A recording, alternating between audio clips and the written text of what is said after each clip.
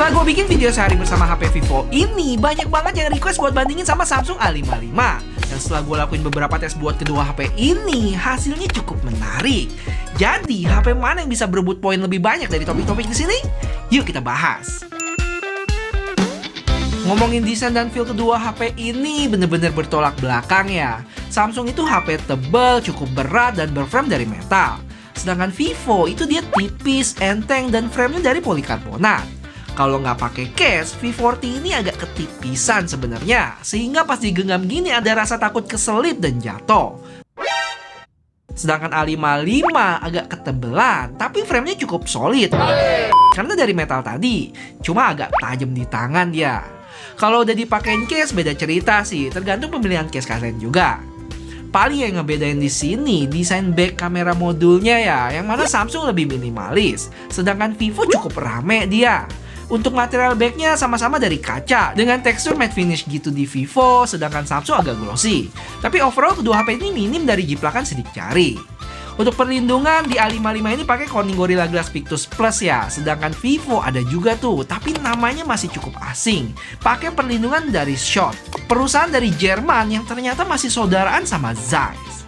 Jadi untuk poin ini gue kasih ke Samsung ya, dengan alasan lebih suka desain kamera modul yang minimalis aja sih, dengan frame metal yang berasa lebih kokoh. Dan perlu diingat, ini menurut preferensi gue, yang pastinya bakal beda buat tiap-tiap orang. Jadi hal paling mendasar dari sisi layar antara kedua HP ini jelas Vivo berlayar lengkung ya, sedangkan Samsung itu flat. Layar lengkung jelas bikin HP-nya kelihatan lebih wah buat gue pribadi sih. Sedangkan layar flat buat ngegame katanya lebih nyaman sih dibanding lengkung. Jadi ada plus minusnya sendiri. Habis itu yang cukup berasa saat dilihat gini adalah bezel di A55 yang cukup tebal dibanding V40 yang jauh lebih tipis karena sedikit banyak kebantu sama layar lengkungnya tadi. Cuma kalau mau fair, kayak yang gue bilang di video-video sebelumnya, kalau kalian udah cukup lama pakai HP berbezel tebal kayak A55 ini, lama-lama udah biasa sih. Coba deh teman-teman yang pakai A55 ngerasa hal yang sama nggak?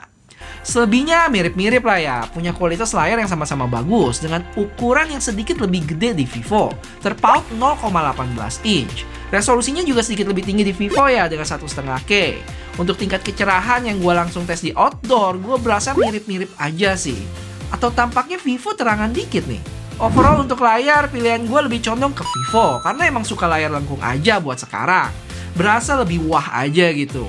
Hal-hal kecil kayak ukuran, resolusi, tingkat kecerahan, buat gue nggak terlalu ngaruh sih, tipis aja bedanya. Oke, karena kedua HP ini bukan HP yang ngejual performance, jadi sekilas aja kita bahas ya. Mulai dari benchmark, yang mana buat Antutunya sendiri nggak bisa dibilang jauh juga bedanya. Terpaut sekitar 80 ribuan. Kalau dilihat di sini, skor GPU-nya terpaut cukup jauh lebih tinggi di Vivo ya. Yang artinya dalam hal ngegame harusnya bakal lebih baik deh. Nanti kita buktiin sesaat lagi. Sedangkan untuk memori dan UX-nya sedikit lebih tinggi di A55. Lanjut kita ke Geekbench 6 yang punya single core yang beda tipis aja, lebih tinggi Vivo. Sedangkan multicore kebalikan, terpaut 200-an poin lebih tinggi di Samsung. Dan terakhir buat 3D Mark stress test, lagi-lagi Vivo lebih tinggi ya, dengan stabilisasi yang sama-sama baik di 99%. Nah itu tadi secara angka-angka yang kita nggak tahu datang dari mana tuh. Tapi gimana dengan gamingnya? Jadi kayak biasa gue tes Genshin Impact highest 60 FPS di kedua HP ini. Dan hasilnya Vivo bisa punya FPS rata-rata yang lebih baik ya. 42,7 FPS berbanding A55 yang dibilang beda jauh juga enggak sih, 39,6. Cuma untuk suhu yang berasa bedanya, di mana A55 lebih tinggi di 45,6, sedangkan Vivo di sekitar 42,7. Jadi untuk performance gue kasih ke Vivo. Terus gimana sama baterainya? Oke, jadi pas gue jalanin tes benchmark sebelumnya, gue mulai dari baterai yang sama-sama di 100%. Dan pas tes Geekbench, Vivo V40 itu masih perkasa belum berkurang sepeser pun. Sepersen pun. Sedangkan Samsung udah berkurang 3% tuh. Cuma hasil ini belum bisa dijadiin patokan ya, karena biasa ada HP yang awet banget di 100%, tapi setelah ke 99 langsung turun drastis. Jadi gue lanjut ke 3D Mark yang sama-sama berkurang 6%. Habis itu lanjut nonton YouTube selama setengah jam, yang mana Vivo berkurang 2%, sedangkan Samsung 3%. Dan masih belum puas, gue lanjut tes recording 4K selama setengah jam lagi. Dan tampaknya di Vivo cukup terkuras nih, berkurang 10%. Sedangkan Samsung lebih hemat 3% tuh. Dengan kondisi sekarang V40 tersisa 82%, sedangkan A55 81%. Dan karena masih penasaran sama hasil tes Antutu dan Geekbench di awal tadi, akhirnya gue coba jalanin lagi Antutu dan Geekbench, yang hasilnya kali ini Vivo dan Samsung sama-sama berkurang 4% untuk Antutu dan 2% untuk Geekbench. Sampai sini terlihat ya beda tipis aja, tapi pas gue tes Genshin Impact tadi, dalam 20 menit Vivo berkurang 8%, sedangkan Samsung 10%. Jadi bisa disimpulin secara persentase baterai Vivo berkurang 32, sedangkan Samsung 35.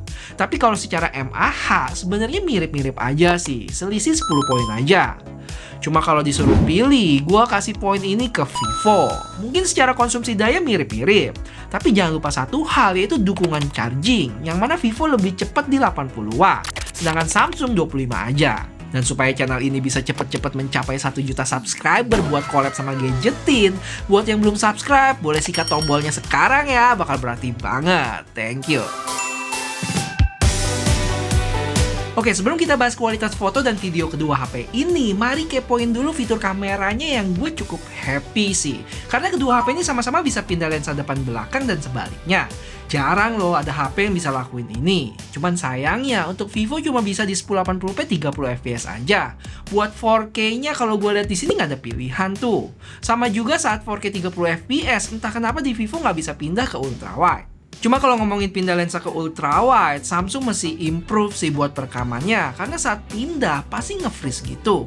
Sedangkan hal ini nggak terjadi di Vivo. Belum lagi untuk Vivo, gue juga cukup mengapresiasi sih jarak pandang selfie-nya yang luas, bisa sampai 0,8 kali, enak banget. Terakhir untuk zoom control di Vivo, semoga bisa dibikin lebih fleksibel kayak Samsung ya. Maksudnya kalau kita pindah lensa bisa langsung gitu, nggak harus di slide dulu dan cukup lama sih tunggunya. Nah, sekarang kita lanjut ke hasil fotonya dulu, yang mana untuk selfie di Vivo ada pemrosesan di muka kita ya, yang dibikin jadi lebih terang gitu. Dan ini sesuatu yang positif sih, dari Samsung yang lebih gelap. Habis itu kayak yang gue bilang sebelumnya, jarak pandang selfie Vivo bisa lebih luas ya, jadi lebih banyak yang masuk di foto. Untuk kamera belakang, gue nggak terlalu bahas tentang warna, karena Vivo cukup fleksibel, bisa pilih color profile, ada vivid, textured, ataupun Zeiss natural. Dan di foto ini, gue pakai yang vivid. Paling yang perlu diacungi jempol buat Vivo yaitu mode portraitnya yang lebih fleksibel. Ada 3 focal length di sini ya, jadi lebih dinamis aja fotonya tanpa harus mendekat atau menjauh dari objek. Oh ya, kalau buat zoom, foto Vivo bisa mentok sampai 20 kali, sedangkan Samsung 10 kali. Tapi entah kenapa gue lebih suka hasil di Samsung ya, karena berasa lebih natural aja. Dibanding Vivo yang gambarnya lebih dihalusin gitu, tapi ini selera sih. Sama buat pecinta makro, jangan lupa Samsung ketambahan satu lensa 5 megapiksel yang hasilnya cukup oke kok. Lanjut kita ke video selfie yang secara dynamic range Samsung lebih baik di sini. Gedung di belakang masih cukup jelas, tapi buat kulit muka sayangnya Samsung agak kecoklatan dan Vivo terlihat lebih natural sih. Terus stabilisasi sama-sama oke untuk resolusi 1080p 30. Tapi sayangnya untuk 4K 30 stabilisasinya agak berguncang di Vivo ya. Samsung lebih mulus. Dan hal ini juga kejadian di 1080p 60. Oh ya, ini juga mesti di-mention kalau selfie di Vivo ada autofokusnya ya. Jadi kalau dideketin gini masih bisa fokus. Dan background di belakang juga jadi ngeblur. Untuk kamera belakang, Vivo punya video yang lebih cool ya, sedangkan Samsung ada WAM-nya, yang kalau gue perhatiin, Samsung lebih mendekati apa yang gue lihat langsung. Daun di pohon depan itu emang agak kekuningan. Dan next, gimana kondisi saat malam? Sekilas aja, buat selfie muka gue masih cukup tajam di Vivo ya, dan cahaya di belakang juga bisa diredam cukup baik. Sama kayak kamera belakang yang terlihat jadi lebih bersih aja gitu. Untuk ultrawide pun gambarnya masih berasa tajam ya, dimana Samsung udah agak berkurang kualitasnya. Lanjut ke video selfie, dalam menghandle cahaya Samsung lebih baik nih, sedikit lebih jelas di Samsung. Dan sama kayak fotonya, muka gue lebih dicerahin gini untuk Vivo. Sedangkan buat kamera belakang, kebalikan. Vivo yang sedikit lebih baik dalam menghandle cahaya. Dan entah kenapa kedap-kedip gitu lampu di Vivo. Terus buat ultrawide sama, dalam menghandle cahaya Vivo lebih baik. Terus terakhir buat kondisi super low light, aura light Vivo juga cukup kepake buat bikin pencahayaannya lebih balance dibanding flash biasa, misalnya di Samsung yang agak keterangan khususnya bagian muka.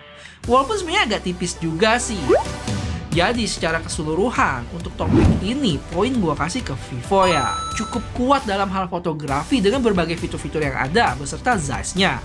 Untuk videonya oke aja dan cukup disayangkan stabilisasi untuk beberapa resolusi nggak mulus.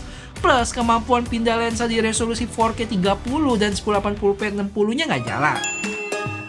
Untuk spek lainnya, hal yang paling menonjol di Vivo adalah udah IP68 dan IP69. Jadi nggak cuma bisa dicelupin ke dalam air, tapi bisa disembur dengan tekanan yang cukup kuat juga. Samsung A55 sebenarnya juga bisa dicelupin gitu, tapi nggak sekuat V40. Habis itu A55 ini bisa nambah memori eksternal ya. Terus untuk update software juga A55 lebih panjang 1 tahun. Total 4 tahun OS update dan 5 tahun security patch.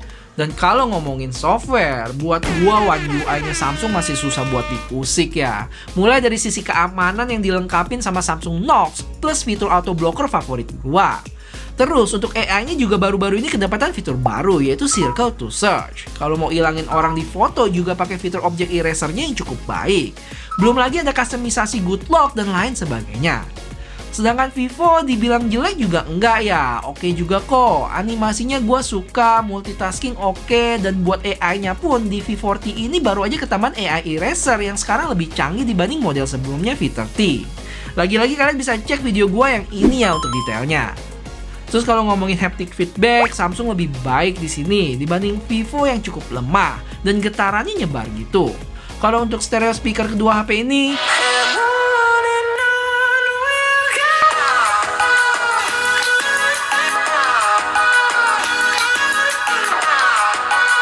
jadi buat topik ini gue kasih ke Samsung A55. Lebih ke software sama haptic feedbacknya sih, walaupun secara IP rating nggak seperkasa Vivo. Oke, kalau ngomongin harga official kedua HP ini, terpaut sekitar 500.000 lebih murah di Samsung ya. Dan menurut gua, dengan selisih segitu, sebenarnya Vivo masih lebih menarik sih. Karena perlu diingat, secara kelengkapan, A55 ini kita nggak dapet charger, screen protector, dan case juga.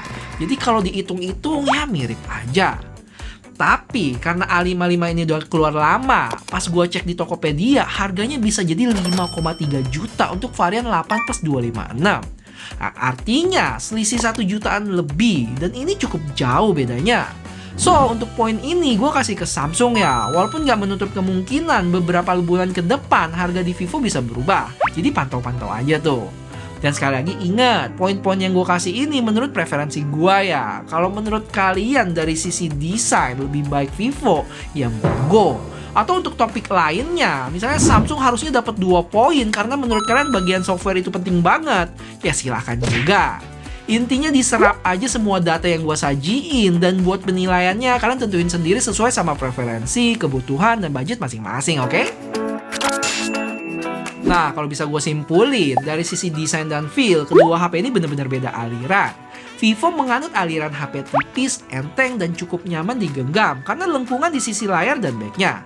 Sedangkan Samsung lebih ke HP tebal, lebih berat dengan frame yang berasa lebih kokoh dengan material metalnya. Untuk desain kamera modul, kalian bisa tentuin sendiri lebih suka yang mana. Habis itu dari sisi layar, Vivo punya layar lengkung dengan bezel tipisnya, sedangkan Samsung layar flat dengan bezel yang berlebih. Ingat ya, kayak yang gue bilang sebelumnya, kedua tipe layar ini punya plus minusnya masing-masing. Buat performance, kedua HP ini bukan HP yang ngebut, tapi buat jalanin aktivitas sehari-hari udah lebih dari cukup. Ngegame berat pun juga bisa, asal settingannya disesuaiin. Tapi kalau ditanya lebih cepetan mana, jawabannya Vivo ya, yang kalian bisa lihat dari beberapa tes benchmark dan gaming yang gue lakuin sebelumnya. Tapi bukan yang beda jauh juga sih. Terus baterai sama-sama badak, yang kalau kalian kepoin gimana penggunaan realnya, gue sempat bikin konten sehari bersama HP-HP ini di kedua video ini, oke? Cuma Vivo lebih unggul ya dari sisi pengecasan, yang mana support 80 watt berbanding 25 di Samsung. Habis itu buat kamera, Samsung hitungannya udah bagus, tapi ya udah bagus aja. Nggak kasih nilai lebih kayak Vivo dengan dukungan Zeiss dan berbagai fitur yang ada, terutama buat portraitnya. Walaupun ada yang bikin greget di Vivo, kayak stabilisasi video selfie-nya yang di beberapa resolusi masih gempa tuh. Mungkin kalau bisa gue simpelin lagi, kalau cari nilai lebih di foto, pilih Vivo, sedangkan video ke Samsung. Kalau buat spek lainnya, Vivo cukup tangguh dengan IP68 dan IP69, sedangkan Samsung IP67. Paling yang bikin Samsung cukup bersinar di sini ya dari sisi software sih, terutama keamanan, AI, dan update software yang lebih panjang dan cukup rutin juga loh. Update softwarenya pun nggak cuma sekedar benerin bug, tapi sampai kasih fitur yang bener-bener cukup kepake kayak Circle to Search kemarin. Yang terakhir, gue cuma mau bilang kalau kalian gak bakal salah pilih sih salah satu dari kedua HP ini. Sama-sama bagus dan ada plus minusnya. Sekarang, tinggal pinter-pinter kalian memasak data-data yang gue sajiin di video ini sesuai sama preferensi, kebutuhan, dan budget masing-masing. Good luck!